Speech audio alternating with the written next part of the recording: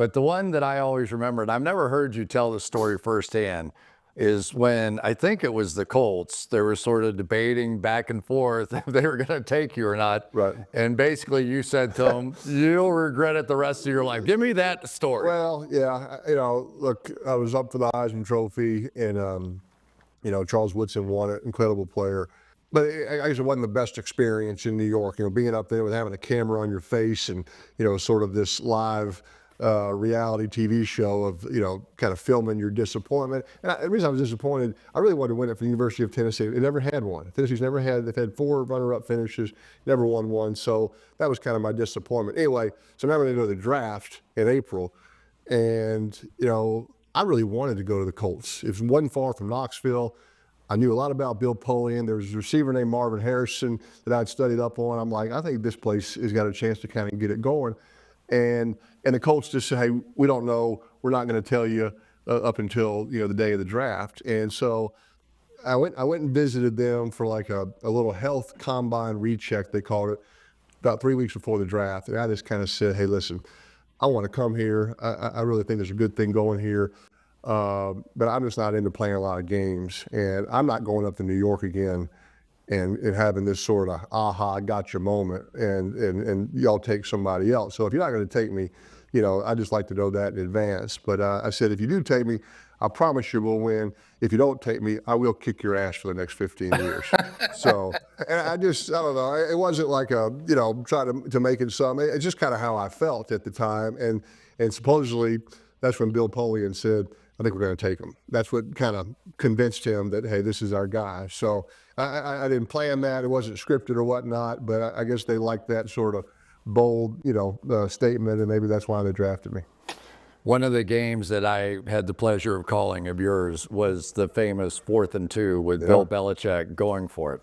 And it was so contrary. Today, nobody would think anything of it, right? Absolutely the right call, right? Yeah. So, but at the time, it was the defensive-minded Bill Belichick.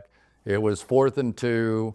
They had a lead, and everybody in the building knew he was just going to punt the ball away. And he didn't. He didn't. He went for it on 4th and 2. They missed it barely. So instead of you getting the ball back in the 4th quarter with a chance from your own 30, you've got it on their 25 or 30 or whatever it was. Do you remember the moment and what you were thinking? Because I know what Bill was thinking now, but what were you thinking when you saw them going for it? I completely remember. I was standing next to my center, Jeff Saturday, and I was yelling that I said, we're going to lose the game. They're going to go for it, and we're going to lose the game. I was mad because they were doing the right thing. We started out slow in that game, and all of a sudden we caught fire, and they could not stop us. And so that's what he was saying. He was saying, we're not giving the ball back. And I was like, no, just punt it. Just punt it, and just give us a chance. And we stop them in this incredible play, and now I'm super excited, but I remember, I will admit, I watched the replay of the broadcast that night, Cris. It's always fun to watch the games that you win, right? And you want to hear what you and Al had to say. But now you got a real challenge because, like you said, we're on the 25-yard line with like more time than we need to score from there. And my whole thing is, how do we score a touchdown and not give Tom Brady time to go down and operate? Because every time I'd watch Tom Brady play and I'd watch a team and I'd see them run out of bounds with 1:30 to go on their 2-minute drive to take the lead versus the Patriots, and I go, that's going to cost them the game right there.